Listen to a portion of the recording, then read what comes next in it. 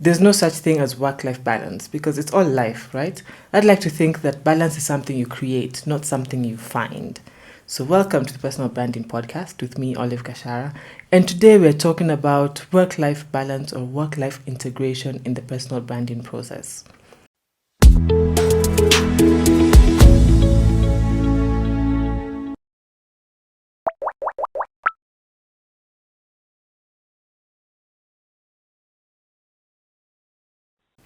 I use the metaphor of the three-legged stool a lot of times when I'm talking about personal branding because I believe the personal branding process should be more wholesome than just something that people do to further their professional careers. If you develop your personal brand just for your professional development, you will find that it will always fall short somewhere along the ways. And that is what we shall talk about in this episode.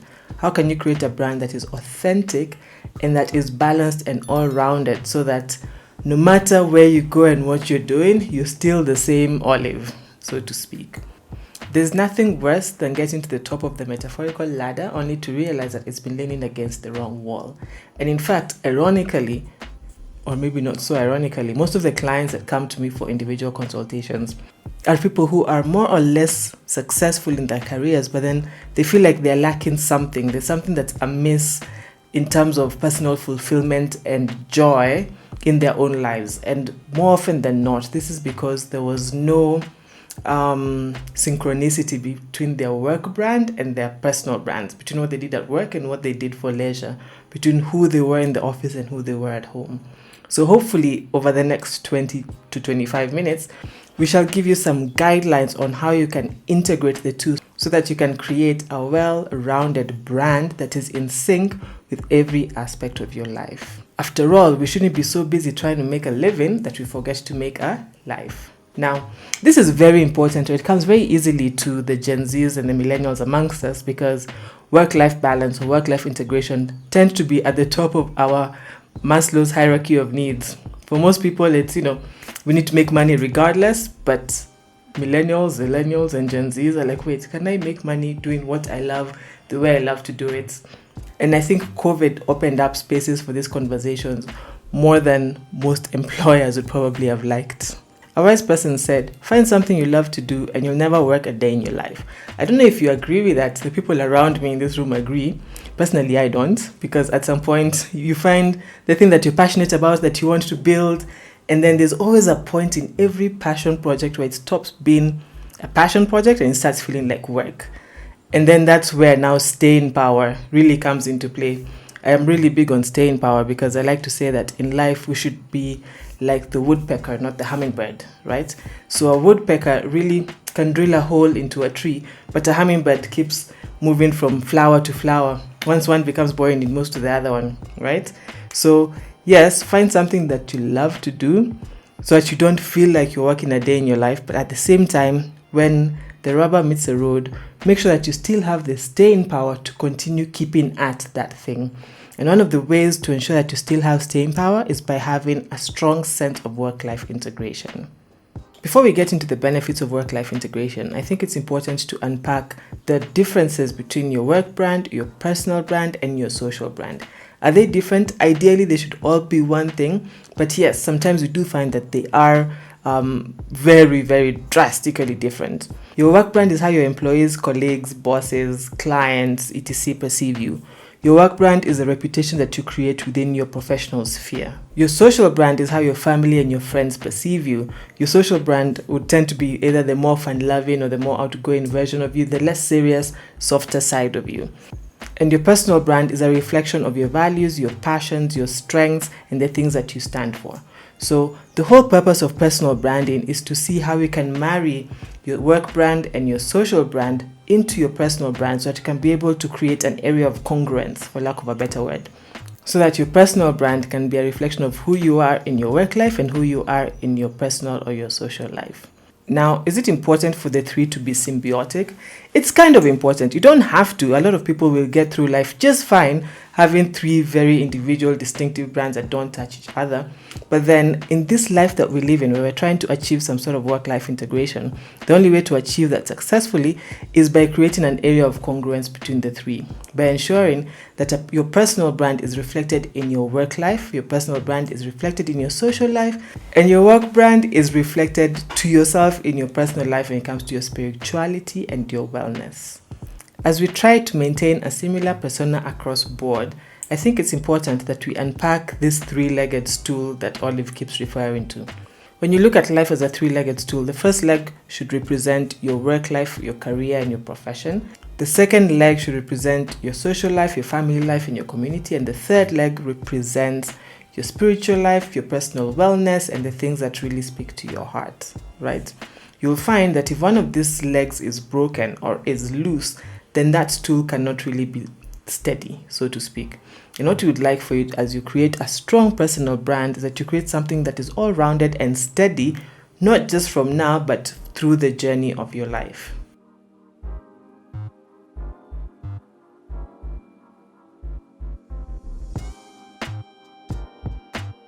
There's many ways to look at this, and as you're working through the type of personal brand that you want to create, I'll use the 12 brand archetypes that have been outlined by Carl Jung, which is something that organizations use quite a bit to represent their own organizational brands. And as you know, I like to emulate what organizations do when it comes to personal branding quite a bit. So I'll give you just a few examples, because if we get into it, we'll be here for another 45 minutes. And I know you like the sound of my voice, but maybe you don't want me talking for 45 more minutes. But your reference point for this conversation is the 12 brand archetypes by Carl Jung. And a lot of the examples that you'll see online, Google is your friend, really touch on how various corporate brands are representation of those brands. Now, I know that I have given you lots of tools in the preceding episodes on how you can be able to establish what your personal brand looks like. But for the purpose of this conversation on how you can be able to create a symbiotic brand across your work life, your personal life, and your spiritual life, we shall use some of these archetypes. If, for example, you have a strong caregiver personality, it means that you're the warm, comforting, motherly type person within your organization.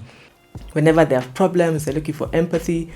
Remember how Olive was telling you that her empathy levels are a bit wanting? I'm definitely not a caregiver personality, I can tell you that for free. But every organization has that warm, motherly person that everybody goes to confide to when they have personal problems.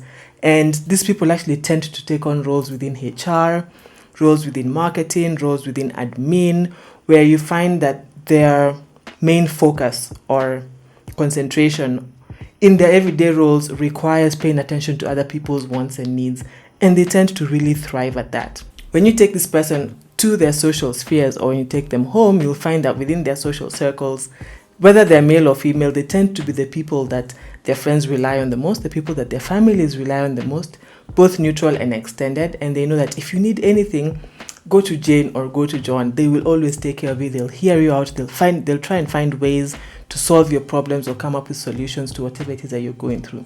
Those are caregivers. And that's what I mean by having your personal brand, the authentic you, that personality that you are, cutting across your work life and your personal life. And you will also find that within the larger community, you're still playing a sort of caregiving role, whether it's within your church, whether it's within your chama, whether it's within your circle of friends, because your personal brand is tied very closely to your authentic self. You'll find that if you actually take the time to identify what these elements are, or what these attributes are about you that make you stand out, they will cut across naturally in every aspect of your life. Now, caregiver sounds like a good example because everybody can see the significance of having a supportive role in the workplace and in your social circles and at home with family. But then what about if you have a stronger personality, like let's say, for example, the magician, right? The magician is a person who's all about experiences. The person who just makes magic happen, no pun intended. A lot of the time, their personalities may come across as a bit less reliable. They're the ones who are a bit flaky. But then when they show up and they wow everyone, and it's just fantastic, and then they disappear for a bit. And we all know, or these tend to be the people that we know You probably shouldn't call on them because they're not reliable, but then you also need that little extra spice of awesomeness that they come along with. So they're always being called upon regardless of what's going on, whether it's within the workplace or within your family life. How does this play across the different legs of life? If you fall under the magician archetype, you'll find that you probably have a larger than life personality. Even the way you dress could be a bit more eclectic. When you walk into a room, you capture everybody's attention. And it's more likely that you take on leadership roles either by flukes or by awesomeness. And you'll also end up in roles that involve a lot of interaction with people. This could be events, it could be marketing, it could be sales, or it could even be leading something like a creative team because you understand how the creatives work. And when you take that home, you're probably that person who's the host the most, the hostess the mostest, the person that has the most brilliant ideas. And when you're hanging out with your friends and they're looking for something cool and different to do, you're the person that will come up with awe-inspiring and creative ideas. Now, you will find that more often than not, if you have a magician type personality where you're just dazzling everywhere you go, it's not your fault, and bless you, me, I like such people, they're so much fun. You'll find that you'll want to mute that personality in the workplace a bit so that you can focus more on appearing to be credible, which is important, appearing to be reliable, which is important, and appearing not to look too out there, because we think that in the workplace, people that are too rah-rah or that are too out there, that stand out too much, will not be appreciated as much as they should. However, we live in an environment where today being authentic and standing out is appreciated more in the workplace than ever before. 10, 20, 30 years ago, people wanted worker bees. Put your head down, dress the same, look the same, do not stand out, do not shout. But now when you're authentic, when you're actually your true self, you stand out more and you start getting appreciated for your strengths. So, whether you're a caregiver or a magician or any of the other brand archetypes, find a way to embrace your personality both within the workplace and at home so that you can be able to create an authentic personal brand that ties across the different things you do when you're working and when you're in play.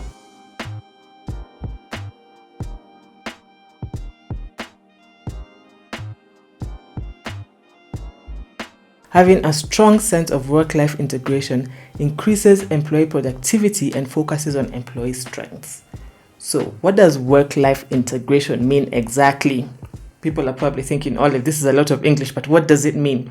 Work-life integration is being in a situation in your life where you're able to marry work and play to some extent. That when you're at work, you're living and being your best self, and you're at home, you're living and being your best self. But at the same time, one does not suffer because of the other. You have clear boundaries between your working hours and your leisure time, and you have clear boundaries between what you do within your working hours and what you do in your leisure time. To integrate the two even more is you're able to bring leisure into work and you're able to take work into leisure without any of them having to suffer the consequences. What does that look like? I know a couple of people who have been able to bring in their passion for the environment and their passion for charity into the workplace by making environment conservation and charity programs part of the CSR programs within their organizations. Another good example is a lady who I remember during one of our trainings said, "You're talking about passions. Me, I'm passionate about climbing mountains. What do I do with that? I am really passionate about climbing mountains." Do you know what she did with it? She made one of their team building activities climbing some mountain somewhere. Well, maybe a hill, not a mountain, but she integrated it into her work by making it a team building activity, right? Somebody else is really passionate about art and they're like, so now what do I do with that? Or if I'm passionate about art, I can't take art into the workplace. But then there's very many ways you can create team building activities around art, whether it's those paint and sip things or whether it's bringing in an art exhibition into your workspace and cataloging. There's actually quite a number of companies that have art catalogs now, and cataloging that so that you're able to put in your passion for art into the work environment. And lastly, there's even one person who was able to create some sort of play date activity for all employees within their company, not a very big company, that had children below the age of 5. So there's very many ways you can integrate your personal life with your work life without any of them having to suffer consequences. Working from home has also been a great way to marry your work life and your personal life, but of course within certain boundaries. In fact, I would probably think that about 80% of self-employed people have not gotten back into formal work offices after COVID because they realize, actually, as long as I just have a space in my house where people will not disturb me and I can do my 6 hours of work, it's perfection. I'm probably one of those. So it's not just about work-life balance, because we are living life and only have this one life to live. It's about work-life integration. Many of you are probably thinking, Olive, you're singing a great song, but the company I work for, there is no such thing as work-life integration. How can I be able to create this for myself? There's very many ways you can create work-life integration, whether you're working an 8 to 5, whether you work for yourself, whether you're a gig worker in that you work when there's work, whether you're self-employed, whether you're running a consultancy, literally whatever it is that you do for money. First, if you work an 8 to 5, you have to understand that you're probably the luckiest of all of us. I know that you guys think that you work the most, but we actually, as self-employed people, probably work 14-hour days without even realizing it. And I'm seeing everybody in the room, because they're all gig economists, are nodding their heads. They're like, yes, preach, Olive. It's very true. And the most important thing for you 8 to 5ers to think about is to ensure that your life or your work doesn't spill over into your personal time too much. And the moments where it has to, find a way to ensure that it is married with some semblance of social life or what you like to do in your free time, like the lady who's climbing mountains and the other lady or gentleman who's planting trees. If you work for yourself, you're a consultant, you're self-employed, you're a creative, or you even have flexi hours within your organization because, for example, you're in a sales role, then there's 4 key things that you can look at to start creating some semblance of work-life integration. First, define what work-life integration looks like for you. Some people I know have opted for the 4-day work week. That means that they work intensely for 4 days a week and then they chill for 3. It works for them as long as they're able to hit their KPIs and achieve what they need to achieve. Other people, like Olive, have chosen to work 5 hours a day. There's no those 5, and when I say 5 hours a day, that it does not mean that we put our feet up the rest of the time. But when I say work is 5 hours of intense work, your head is down and you're actually working. Anything else after that is considered a work social. You'll go for a long lunch, you'll go for a function where you're networking. Everything else is work-ish, but it's more social than work, or sometimes more work than social. So at that way, I know that in my head, if I don't do my 5 hours every day, 6 days a week, I'm a workaholic, so you don't have to do 6 days like Olive. 6 days a week, then even I will feel like I'm not able to deliver on everything that I need to deliver. So define what work-life integration looks like for you, depending on how much work you have to do every day or every week or every month, and how much flexi time you have, how much time you want for free time, how much time you want to dedicate to work. Then develop a definite model that you can be able to replicate week upon week. And this might be tweaked for the first couple of weeks until you find a place where you feel settled. You might try the 4-day work week, find it doesn't work. Then you might try the 5-hour work day, find it's too short or too long, depending on also how long you can hold your attention span for. You might choose to even have a 3-day work week, right? It doesn't really matter. So find or try out different models until you find that works for you. And once you find that one that works for you, let that become the base structure that you build everything else around. I hope that makes sense. You then want to be confident and resilient in communicating it. What does this mean? Ensure that everybody around you knows what your work model looks like. For example, my 5 hours a day starts at 5 a.m. So between 5 a.m. and 10 a.m., I'm not interacting with anybody. My head is down and I'm doing my work. Then after 10, I can spend the day talking to people in meetings, doing this and that. But then at least I know I've gotten my 5 hours done, right? So you will hardly, unless I have a full day training or a breakfast talk, find me interacting with the outside world before 10 a.m. So whatever model you have, if you decide it's a 4-day work week and those 4 days are Monday to Thursday, let people know that you're not available from Friday into the weekend. I tend to have very quiet Mondays because Mondays are my planning days. So apart from 1 or 2 status meetings, I really will not engage with the outside world. And so everybody knows, start looking for Olive on Tuesday, right? And it's just known. So find whatever that model is, ensure that you communicate it to everybody so that they know what to expect. And you're not butting heads with everyone trying to make it work. And especially so with the people within your household. And lastly, develop a personal brand around the model that you have created so that you can ensure that that model creates room for all the touch points of your personal brand to shine. We have talked about personal brand visibility and the things that you need to do. So ensure that within that model, you have time to do all the things that you need to do to make your brand more visible, to appear more consistent, to be more reliable in your delivery of work, and to look more authentic. I hope that you have picked up on something about work-life integration. I believe that that's the healthier way to go about work, and I hope that you shall be able to integrate it into your life as well. Thank you for tuning in to the Personal Branding Podcast with me, Olive Gachara, and I look forward to engaging with you again in the next episode. Until then, do let me know what your thoughts are in the comment section, and I look forward to hearing from you.